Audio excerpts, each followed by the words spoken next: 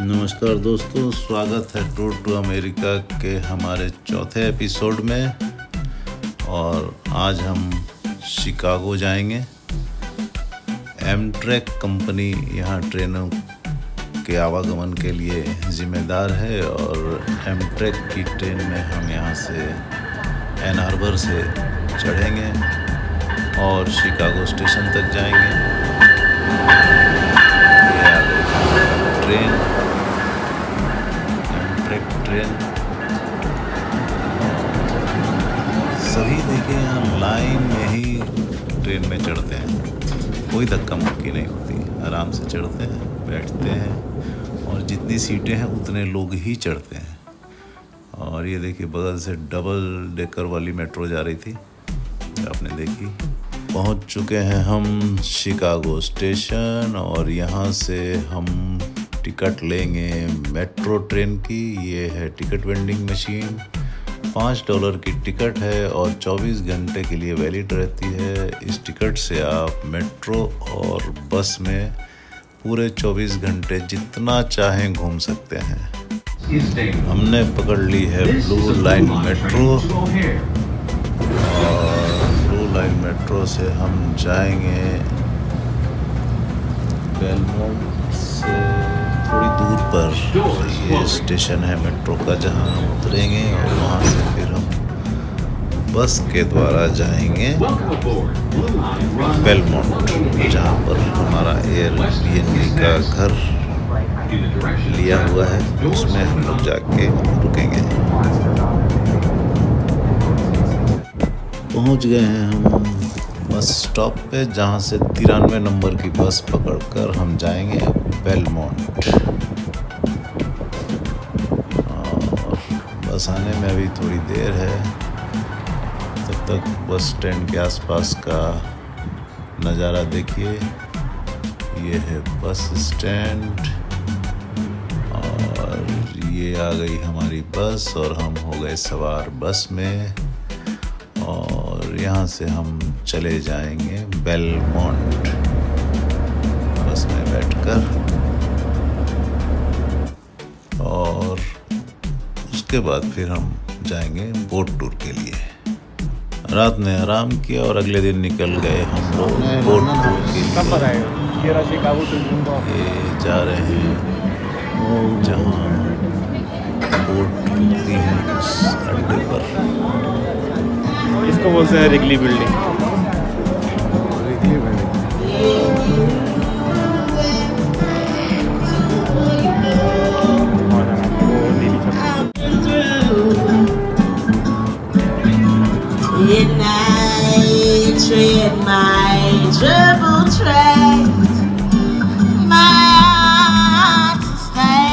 खड़े हो कैसे ये फोटो लगी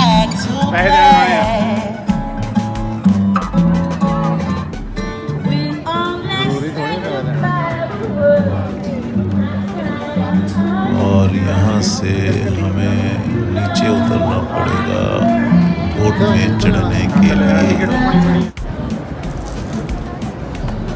लाइन लगी हुई है और ये सामने है ट्रम्प टावर और ट्रम्प की बिल्डिंग है ये। और जैसे ही हमारी बोट तैयार होती है हम सब उस पर होंगे सवार और करेंगे आर्किटेक्चरल टूर शिकागो का नाव में बैठकर। बोट में मैं कमेंट्री नहीं दूंगा क्योंकि कमेंटेटर वहाँ आपको सब बताएंगे। हाँ, ये ज़रूर है कि वो अंग्रेज़ी में बताएंगे, लेकिन मैं बोलूँगा तो फिर बीच में आपको कुछ भी समझ नहीं आएगा, इसलिए उनकी अंग्रेज़ी ही सुनिए और समझने का प्रयत्न कीजिए। ये हमारे सामने एक बोट पार हुई, ये हमारी बोट नहीं है, हम दूसरी बोट पे चढ़े हैं और हमारा भी टूर शुरू होने वाला है और ये हमारा टूर हो गया शुरू। If anybody on board is perhaps looking for a place to propose, you can do it up there. You get to rent out this area for an entire hour's worth of time for $3,000. $500. Yeah. So if you reacted, that's the correct reaction. So everybody, that is crazy, that amount of money, right? They throw in a couple free things when you do this. They throw in a free photographer and a free bottle of wine.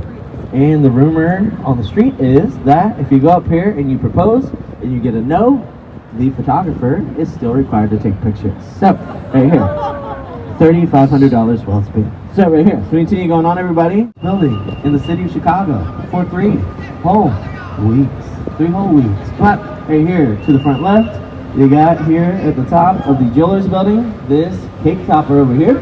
This Jewelers building, exactly how it sounds. Jewelers used to work here. They're afraid they're going to be robbed and going to work. So they built a car elevator into the basement of this building. This building is neoclassical by Gavier in Dinkelberg. Right here, so we continue going on here on the right side. Check this out. We have just begun. We are already seeing arguably the most popular buildings in the city. Here on the right hand side, we are seeing the Marina City Towers, otherwise known as the corn cobs of the Midwest. Check out the corn cobs, smell the steak, and everybody check that out. Right here, a city within a city, and you do not have to leave where you live. If you live here, Merchant Goldberg completes these in 1968. You ain't got to go nowhere. Food's all around you. You can park your boat if you have one. And everybody, your car parking. If you live here and you drive, you are not allowed to park your own vehicle. They have 24/7, 365 valet service. I want you to hear me when I say this. It's not because they're fancy. It's because they do not trust you to park your car without driving off into the river. So that's why they have that, for liability and liability alone. But not too far down the street, you got what it takes to be classified as a skyscraper. Here at the base of this box, the steel and glass box, this is Pizzeria Portofino, bless you, and RPM Seafood. So if you're going to check out a place to eat along the river, highly recommend our Pizzeria Portofino, not so much the other one. But everybody, from that, you got the American Bar Association Tower. That is 35 stories, 500 feet tall. So please go check that out. And moving on from it, you saw from 1987 the structure. Up the street, here on the right hand side still, is what it takes to be classified right here as a Chicago warehouse. This is the standard. This is what used to line a majority of this body of water. The Reed Murdoch Center from 1914 is Chicago school style architecture. You have this beautiful red brick blocking out simple materials, meaning steel and frames and other things of that nature. But this asymmetrical building is a former grocery warehouse, here mixed use, and asymmetrical, where you see it says River Roast. They had to cut out a section, push it into itself to complete the widening of the South Street Bridge. There's a beautiful view of one of the bridges that is just overhead. 37 of these bascule trunnions altogether. But 1914, everybody, not necessarily the greenest time ever. Right here up the street, we've gotten a lot greener. Here on the right hand side, there's the brown line ahead of us, if you want to check that out. But here on the right hand side, 300 North LaSalle, by Picard Chilton, LEED Platinum status, doesn't use your typical air conditioning. It takes the Chicago River water all the way to a rooftop garden where it mitigates it, filtrates it, cools off the building during the entire process, and eventually returns the river water, cleaner river, to the river than it ever thought about being. So, beautiful green efficiency, what you just saw. But, let's go back in time, where things weren't about being green. They were just about being massive. So, here next door, on the right hand side, is the merchandise mart. This is from 1930, Graham, Anderson, Probst, and White. As you're looking at the structure, you may notice these vertical columns. Draw your eyes up to these setbacks, geometric shapes and patterns throughout, limestone, every bit of it. This is Art Deco, what you're seeing. Graham, Anderson, Probst, and White, 1930. And if you look out front, you got these Pez dispenser looking things. Check out these Pez dispenser looking things, everybody. These are the busts of famous Chicago merchants. They are positioned to look out this structure, which was the largest building in the world for some time, largest in the United States until the Pentagon comes along. And everybody, 5 million square feet, has over 8 miles worth of hallway that until 2002 had its own zip code, 60654. For everybody, crazy. But as we get down from it, look up and look around. We are at Wolf Point. Captain Ben has indicated to me that we're going on the South Branch first, just in case you're wondering. But look up and look around. This is where Chicago takes the shape of everything you see around you today. Here at Wolf Point is where we incorporate as a town in 1833, city in 1837, on this low-lying, very marshy spot. today, to the back right, you see Wolf Point East. Here in the middle, Salesforce Tower. Everybody, things looked way different back in the day. Here on the left-hand side, you would have found a tavern. Here on the right-hand side, you would have found a tavern. Here on the other side of the river, you would have found a tavern. You would have found 3 taverns, 3 places to drink before we had 1 church or 1 school. Welcome to Chicago, everybody. Welcome to Chicago. So, right here we are at Wolf Point. On this low-lying, very marshy swampland, this Potawatomi land. I'll tell you more about our name, where we get it, when we come back this way. Because as we progress on, here to the front right, saw the green line, oldest of the L trains. L train stands for elevated track, that's what that means, but it ran in front of an upside down 50-story building. So, as you're looking at these 50 stories, everybody, they are being held up by 40 feet of base. The upper deck of the vessel that we are all on is 38 feet wide. 2 more feet holding up this entire structure. Crazy engineering. So, as we get out from underneath the bridge, feel the sunlight on your face, and then watch it go away. Right here, everyone, as you're looking at it, look through the entirety of the lobby. Look up at the slanted glass portion. Try to see yourself. Wave at yourself. पतला है और ऊपर ये कितनी So, छोटी building everyone, you see Luxembourg is still I-beam, strongest still in the world. नया है Traces all the way इसको to the top of tuning the fork structure. building भी You just बोला look through the जाता है entirety of the lobby. You see restaurants below. This building is known as the tuning fork, the pencil, and sometimes the ballerina building. As you're looking at it right here, why is it upside down? Well, that's as close as we can build to the Chicago River, because as we started out, we had the town charter stating clearly that the public, basically, that makes up a majority of the land, should own the majority of the land. And thanks to another man by the name of Montgomery Ward suing his friends in court for an entire decade, we retain the right to have all these public spaces owned by the public who makes up a majority of the land. Unheard of for a major city, but that's as close as it can be built. You got the warehouse behind it, turned condos, and then more importantly, here on the right hand side, and for some time now, the train runs underneath these buildings on the right. So, the train runs underneath this building, not right now, but maybe we'll see it when we come back. This is 100 North Riverside by Perkins and Will, 1990. As you look up, everybody, look at these light gray I-beams.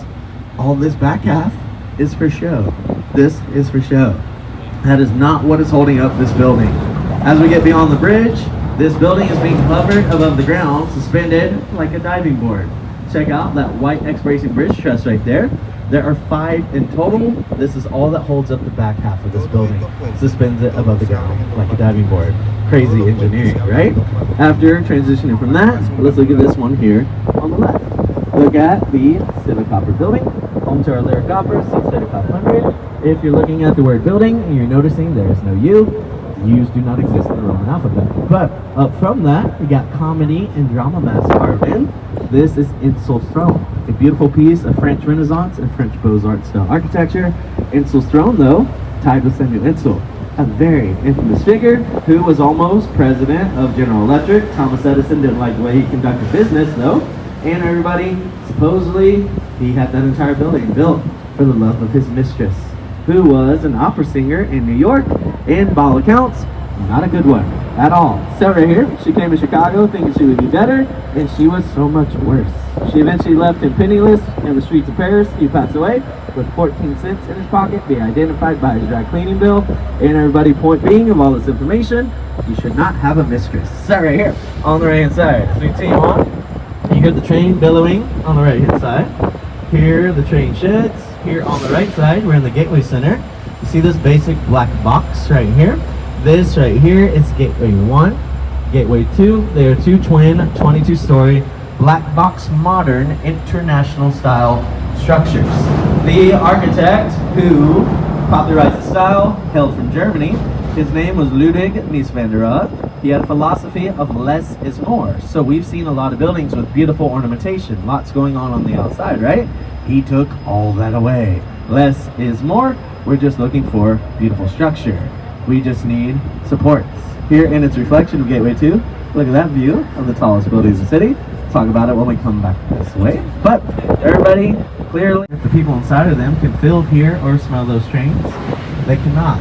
everything has been diverted out the top of these structures or dissipated somewhere else entirely. The engineering has gone over the top and thought of everything, which is awesome. But as we continue progressing, white clad structure, home to the Fifth Third Center. You see one entrance to Union Station, one of our 2 Amtrak metro stations. Ogilvy Station was right across from where you would find the Insul's throne.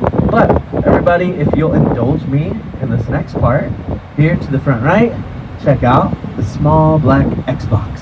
Check out this Xbox. You see the X bracings on the outside? This is a revolutionary piece of architecture. This is the, right here, former Midwest Stock Exchange building. Stocks commodities were traded here in order to make these trades. They used hand signals and they didn't like having their vision prohibited. So they revolutionized architecture to appease these traders, and everybody, that's how it worked out. That eventually goes on to be the 5th tallest building, the precursor to it, which I'm going to point out on the north branch. But right, everyone, on the right hand side, we're at the end of the Gateway Center. Bless y'all. This is the end, Gateway 4. You're seeing contextualist building. This building bends at the bend of the river. The glass matches the water rippling below us. And right here in its reflection, on the left-hand side, is one of the world's largest, tallest You Are Here maps. Check it out. We were that red peg for a second, and we're going to be it again when we come back this way, and I point it out again. But right here, everyone, here's an important question. Any movie fans on board? All right, you're on a different boat. So right here. That's more like it. So right here, as we continue on, everyone, here on the right hand side still, look here on the street corner. Look at these 2 massive windows. See that square lighting fixture in the window? See more in the road. Here on the corner is the Bank of Gotham. Here, everybody, is where that scene is filmed. And if you've seen The Dark Knight, right here, you may recall the actual initial opening sequence inside Hitchcock. You're going to shoot out a window to rappel on top of the bank. If you do not mind, looking behind you, look at Gateway 4. You see that lone ventilation shaft right there? Go 2 windows up from it and 4 to the left. That's the window that they shot out while filming, which I watched that movie again not too long ago, and I thought that would be ridiculous information to add to my tour, so I did. That's how that worked out. So, everyone, that point being, everything I just said, you are in Gotham City. You have been this entire time. Take that, New York. Take that, New York. So, everyone, continue going on here on the right side. What you're actually looking at is the old main post office. Look at this massive structure. What you're seeing is from 1932, Graham, Anderson, Probst, and White. This is Art Deco, strong vertical focus, setbacks, what have you. And everybody, the old main post office. We were the catalog capital of the world, producing, pumping out a lot of mail. The structure no longer used as a post office. Today, more millennial office space. What do I mean by that? Well, on the rooftops, you're going to find pickleball courts. You're going to find basketball courts. You're going to find a full-size running track, green spaces, and beekeeping stations. So, everyone, yeah, go bees. But right here, tell you a little bit about it. Largest post office in the world. We are the catalog capital world. Sears, Roebuck, the list goes on and on. Pumping out, producing a lot of mail, right? So, from that structure, each hour, about 800,000 letters, give or take, coming out of that building. About 700,000 packages each hour coming in and out of that building. So, putting up massive numbers. They needed it to do even more than it could, and that is why it is the old main post office. In 1996, we replace it, and we get a new one, and if you haven't noticed, it's right next door. Check it out. Do you like it? Yeah. Raise your hand if you're asleep. Yeah. Not a lot to talk about architecturally. So, everybody, this is definitely a post office, a federal building. It's as post office-y as a post office gets. And right here, the one good thing I'll tell you about it, I'll tell you 2 good things. This is the Curtis Collins post office. An amazing congresswoman from Illinois. If you're not familiar with Curtis Collins, look into her life story. It's worth your time. But, everybody, one good bit of technical information I can tell you about this, or speculation right here. This is arguably the most automated post office in the world, meaning there is enough conveyor belt in here to stretch from here in Chicago all the way down to St. Louis. Yeah, which based off a majority of your actions, let's talk about something else. So right here, on the left-hand side, look at this. See the water taxi boat, probably draw your eyes first and foremost. It's a good way to get to Chinatown, we operate that, but more importantly, here behind it, look at that. this remind you of anything we've seen on the tour? The structure. Which one? Corn cob. Perfect. Corn on the cob. Yes. So right, everyone. We saw the Marina City Towers not too long ago whatsoever. That's the result of in the 60s, people not wanting to live downtown. They were fleeing out to the burbs. Bertrand Goldberg was tasked to draw people back in, and he did such a good job that fast forward to the 80s, we had a similar situation occurring here in the South Loop area. Comes up with another city within a city. River City is what you're seeing. Got another obvious boat marina. There's a daycare inside of here, a full acre-sized park, a little bit of a grocery store, and then on the rooftops, there are swimming pools. There's meant to be 3 more in addition to this one, but they canceled the rest of the project, so effectively what you're seeing is our one lone brutalist sandcastle. Check out the sandcastle, everybody. After you're done doing so, let's talk about second red star on the Chicago City flag. I'll tell you about the other ones later. We got 4 of them. Second is the Great Chicago Fire. Here on the right hand side, behind this parking garage, sun there is a red and white 1871 radio में tower right behind where it says Marshalls.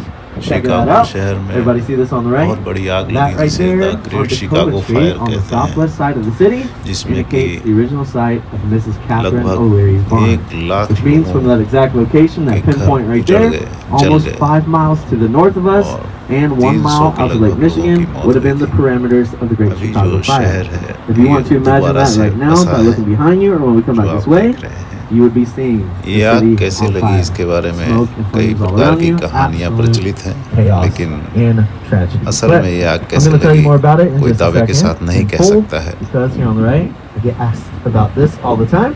This is the Union Station powerhouse. You see the smokestacks up here. Everybody, this powered the old main post office in the Amtrak coach yards, which it still sits on the property today. Graham Anderson Probst White, simple Art Deco, vertical focus once again. It is landmark status though, so that's why you don't see a lot happening with it. They are time repairing it, and right here they're trying to figure out if you notice in this entire area there's change already. But everybody, if you haven't seen that red and white radio tower, there it is, right below the sun, right there. Check that out. That's where the fire starts. Has anybody heard any theories or stories as to what may have started the fire? Shout them out. Cow. Yes. So right here, everyone. Cow. Mrs. Catherine O'Leary's cow, Daisy. And let's get into it. Let's get dramatic with it. Here we go. On the night of October 8th, 1871, Mrs. Catherine O'Leary goes out to her barn at night to milk her cow, Daisy. Daisy gets frightened by something, causing her to react. In her reacting, she shatters a lantern to the ground. The lantern shattering to the ground causes a fire to break out in the barn. Said fire would then spread through the city of Chicago and burn rough unity to build a much better planned, thought out second city.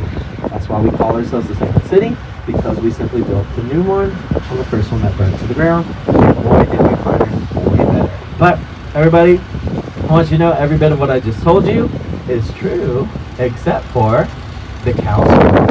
The cow story is not true. It's not true. Why do we know that? How do we know that? Well, the person who created this cow story admits on their deathbed to doing so to sell newspapers and to get their boss off their back. A real stand-up guy. So, everybody, they also are going to investigate this massive event, right? This massive tragedy. They conclude pretty early on that Mrs. Catherine O'Leary and her cow had nothing to do with it. By the way, fun fact, we don't know the name of the cow anymore. That has been lost to time. We tell people that it's Daisy. But everybody, they investigate, they conclude pretty early on they had nothing to do with it, and it's too late at that point. For a fact, that is where the Great Chicago Fire starts. That is without a doubt a fact. But at that time, everybody, the story has taken off. People believe it, and it ruins the life of Catherine O'Leary and her family for a long, long time.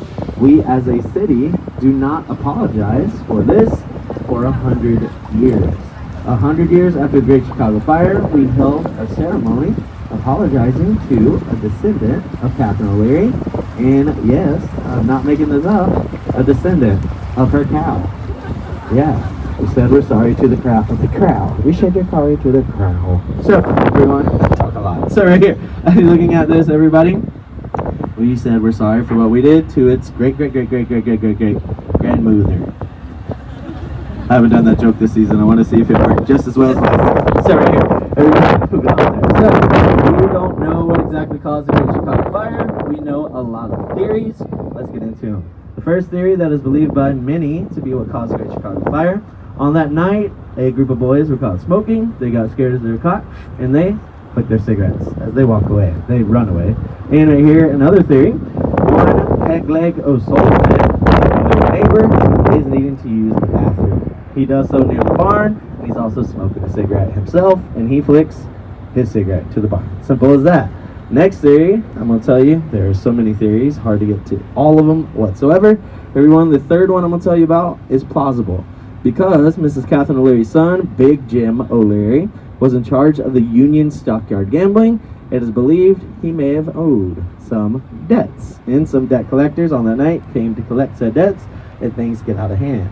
Why that is plausible, they find out later down the road that Big Jim O'Leary has ties to one Al Capone. So, who knows? But last theory I'm going to tell you, out of all these theories, this one seems a little bit more outlandish. So, everybody, on the same night, at the same time, throughout Michigan and Wisconsin, specifically Peshtigo, Wisconsin. In Peshtigo alone, 1,100 lives are lost and 4,000 square miles are burnt to the ground. There's more lives lost and square miles burnt to the ground in all these areas, all as a result of meteor showers. That is a fact. You can look it up. Does that one tell you caused the Great Chicago Fire, though? No. These are just theories. But, everybody, what is also a theory, us tour guides believe what caused the Great Chicago Fire is simply poor city planning. Poor city planning. We experienced exponential population growth that has not even been matched even till today. We start as a town in 1833, city in 1837. When we start as a town in 1833, our population is 300. By 1837, we're at 3,000. If you go in 20-year increments, we go from 3,000 to 100,000, then 100,000 to 300,000. So everyone, how do you expect to keep up with this growth? It's impossible. We are also at this time the lumber capital of the world. So what material do we have more than anything? Wood. We build the city predominantly using wood, and because of months of drought, the city, before the fire occurs, is bone dry because we have not gotten rain. So, everyone, this is part of why the Great Chicago Fire was, quote-unquote, so successful. And everybody, another thing that did not help was just a blunder of errors. This is true, what I'm telling you right now. It's going to sound like a joke, but it's true. Along the path of the fire that night, they set a matchstick factory. Point the firefighting force towards the fires. On that night, they point them in the wrong direction. And if this isn't sounding fun enough for you, everybody, what do you use to put out fires, especially at this time? Thanks, Goose. Sorry. That was a good time. Thanks, Goose. So, everyone, water. Use water. So, right here, the housing where we had our water was housed in wood. So, quite literally, the water to put out the fire burnt to the ground as a result of the fire. So, not very well planned, thought out. So, everybody, things have gotten way better. Here on the left is an example. I'll tell you about it in a minute. It happens to be my favorite park in the entirety of the city. But, here directly in front of you, you got an Amtrak train going by. It is going across the Amtrak Coach Bridge, the Canal Street Railroad Bridge, and sometimes known as the Old Pennsylvania Railroad Bridge. You notice this bridge looks way different than every one we've seen so far. This happens to be the only vertical lift bridge along the Chicago River. This right here is the second oldest in the entirety of the country. It's 112 years old this year, celebrating its 112th birthday. But as you look at it, you got the massive concrete counterweights with the chains hanging down from the side, and the bridge middle portion there, protecting mechanism inside. Everybody, we love this bridge. We love this bridge. I will tell you a little fun fact as well. If you were ever to train along the Chicago River for captaining of that nature, is what I'm referring to, right? Past that bridge is where you'd be training on the Chicago River. Where we're at right now is still Great Lakes training. Fun little information. But everybody, here on the right hand side, welcome to Chinatown and welcome to the south side, everybody. What you're seeing here on the right is my favorite park in the city. This is Pingtown Park. We have 600 parks here in the city. I highly recommend this one. Used to live down this way, right between Chinatown and Bridgeport, where the White Sox are, near a place called Rico Benny's. If you want to go get yourself a breaded steak sandwich, it's as bad for you as it sounds, which means it's delicious. So, everyone, I crave it. But right here on the right side, as you're looking at this is Ping Tom Park. Why this is named after Ping Tom, a great man. Right here, everybody, the Dan Ryan was being built. One of our major expressways would cut to the literal heart of Chinatown, get rid of all their parks, and they try to people without places. Ping Tom and however, so they've been together and fought to help the people that they love and care most. They would eventually be successful in said fight. And you see the entrance to Chinatown Gate. We'll go to right here. Here behind the Chicago water taxi boat, there is the bust of King Tom. They have positioned him in a way to look towards Chinatown forever and always, i.e. keeping an eye on the people that he loved and cared about the most. Simple as that. But right, everybody, behind here is where you're going to find the main visited stretch of Chinatown on South Wentworth Avenue. And everyone, it's worth every bit of your time. Go see hundreds of places to get some good food, to go shop, and more importantly, thousands of lovely Chicagoans. I miss it, highly recommend it. Point being, go check out the neighborhoods if you have time to do so. Chicago is comprised of 77 unique, individual, wonderful neighborhoods. And everybody, that's where I'm gonna send you first. And anywhere else you wanna go, just ask me what you're looking for. But everybody, to the front of the vessel, you got these massive bridges. These are the massive St. Charles Airline bridges, and that is because of the St. Charles Airline Company. We're talking naming rights. That's all that this is. No airport or anything used to be right here. But to the right, beyond Ping Tom Park, beyond Chinatown, you probably saw a lot of construction here on the right-hand side, right? So this that we're approaching, the 64 acres of Gonna Be Something, is gonna be Chicago's newest neighborhood. We're comprised of 77. We're getting one more.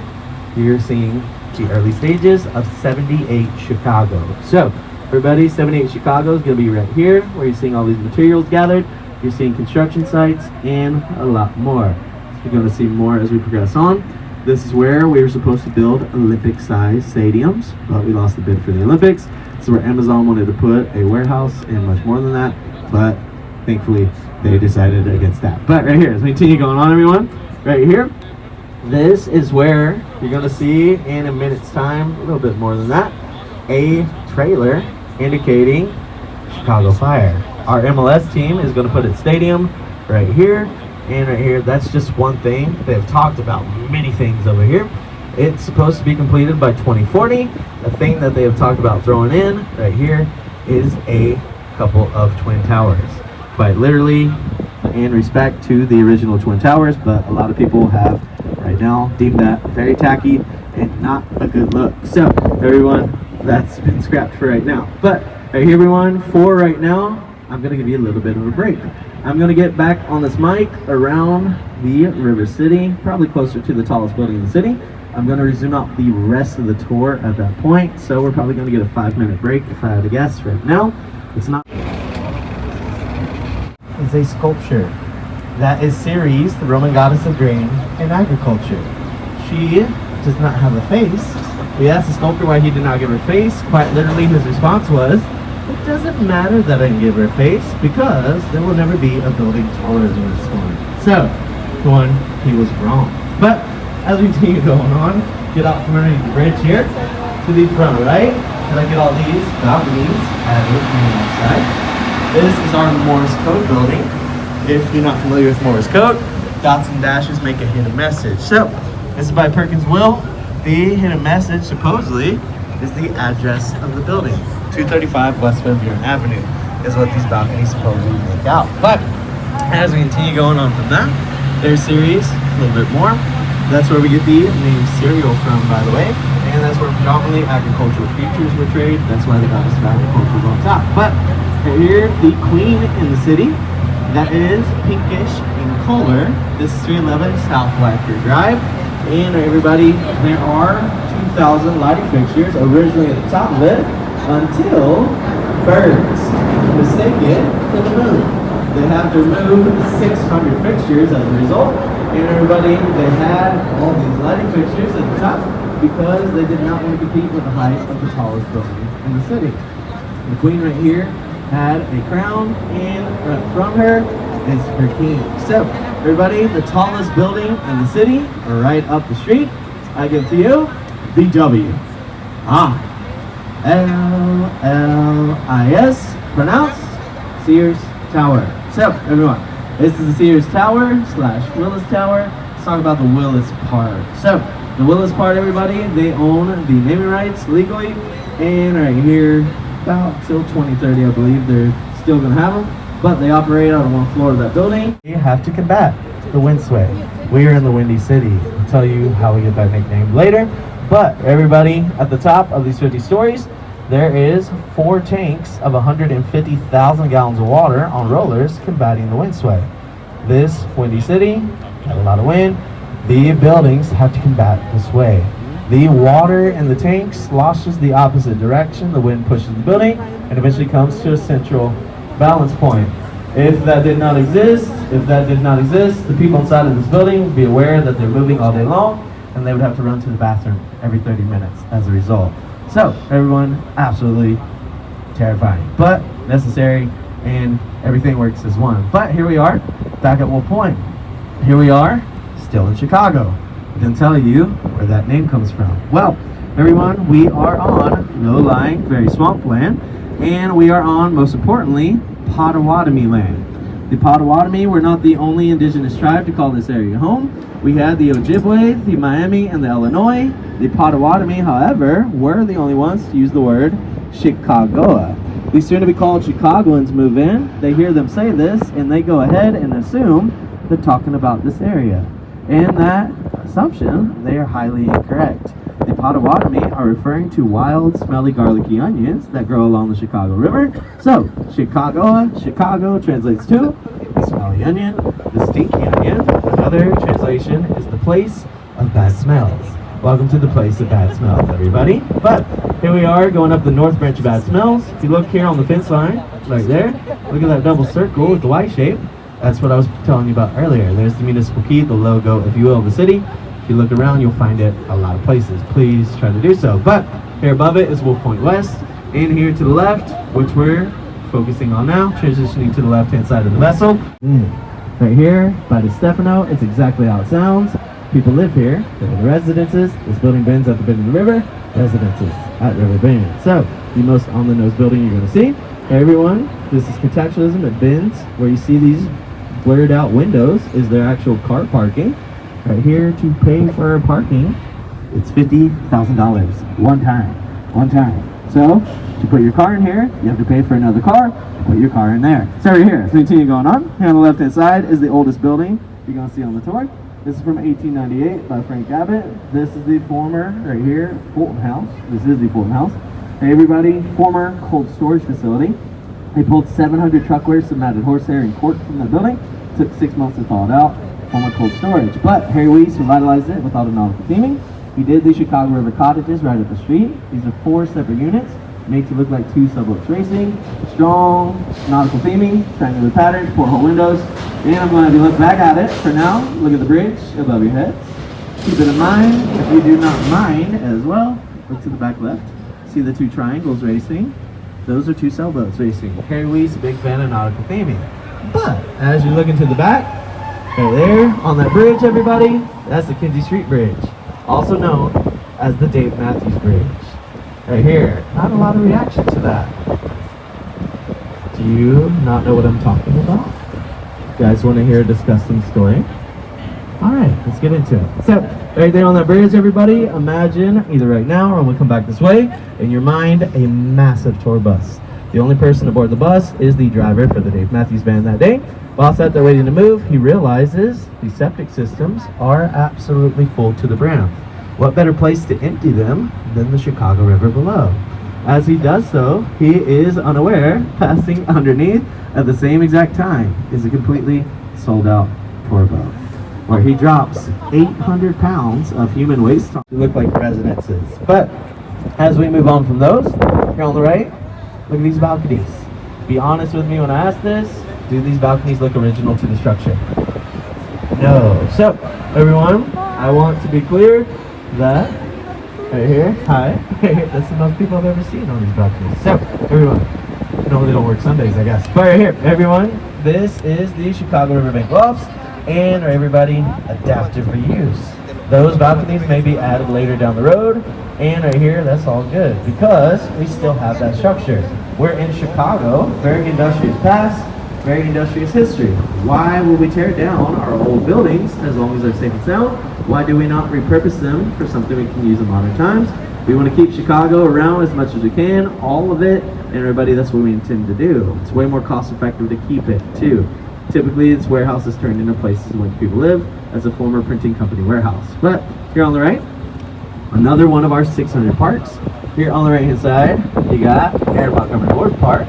This right here, if you're not familiar with the Montgomery Ward catalog, it's a lot like Amazon, but with paper to look like residences. But as we move on from those, here on the right, look at these balconies.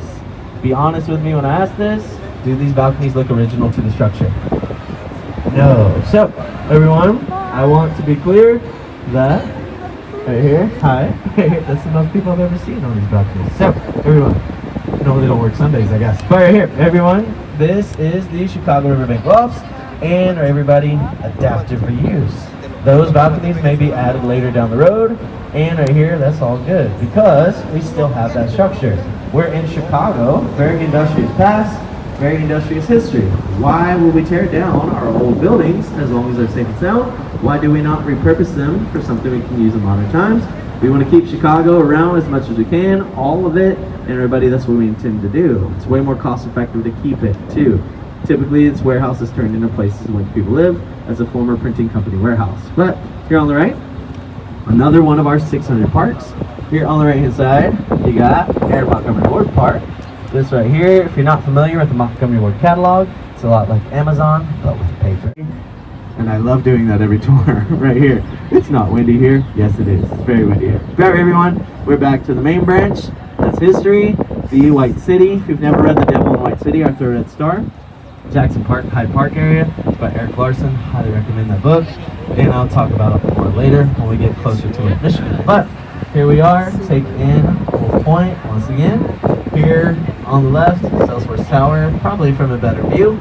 We don't get to normally take the route that we took, so we get better angles with your photographs here. But here on the right, check out this red brick building. This is the Great Lakes building by Halliburton and Roche.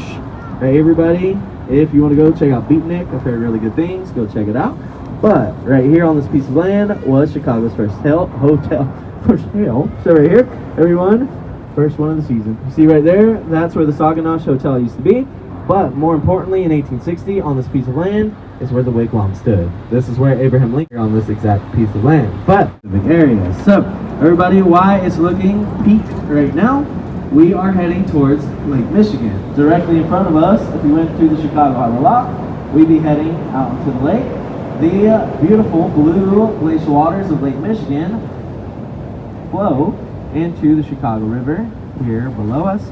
The Chicago River is white clay based, has algae abundant through it, and other photosynthetic materials. If you heard what I just said, right. Dense top layer, thick and dense enough to hold up the weight of a chicken. We have recorded evidence, a photograph of a chicken standing on top of the Chicago River. And if that's not disgusting enough for you, we also have another photograph of a man who appears to be getting off from his shift at the stockyards. Right here, he might try to walk over the water. He is trying to test if it's thick and dense enough to hold up his weight and take a shortcut home. So, everyone, if you have water that one has a layer and two you're able to walk on, you probably shouldn't drink from it. So, Great Lake system, over a period of 100 to 500 years, possibly 1 to 2 inches off of 21% of the world's freshwater source. So, rightfully, we lost. That's the result of it behind us, and it's free to go in and out of 24/7, 365. Ran, owned, and operated by the Army Corps of Engineers. But here on the right, everybody, check this out. We're not talking Army anymore. We're talking Navy. Navy Pier. So, as you look at Navy Pier, anybody been there? Cool. You guys are head nodding. But believe it or not, I will take that. So right here, as you're looking at this, everybody, Navy Pier is originally called Municipal Pier 2, changed to Navy Pier in honor of our World War I naval veterans. Then during World War II, it would be housing a naval aviation program. Youngest to graduate from the program at the pier would be one George Herbert Walker Bush, who's going to be president later in life. He graduates the program at the age of 18 by landing his plane 8 times and only crashing 3 times. he was one of our best. So right here, everyone, here on the left-hand side, you look out into Lake Michigan, see those white caps, still a little angry out there. Look off into that cotton candy color. Everyone loves Lake Michigan here at night. And everybody, out in those beautiful blue glacial depths, I meant what I just said. They have found anywhere from 120 to 130 World War II era training planes. So when I said he was our best, I actually meant it, even though I put it facetiously. But right here on the left-hand side, you see off in the distance, fire department boat probably first, but off in the distance, you see that specific building right there with the sunlight hitting it real hard. These cluster buildings, the area is where you'll find Hyde Park, Jackson Park, all in that area. Soon you're going to find the Obama Presidential Library. You're going to find University of Chicago.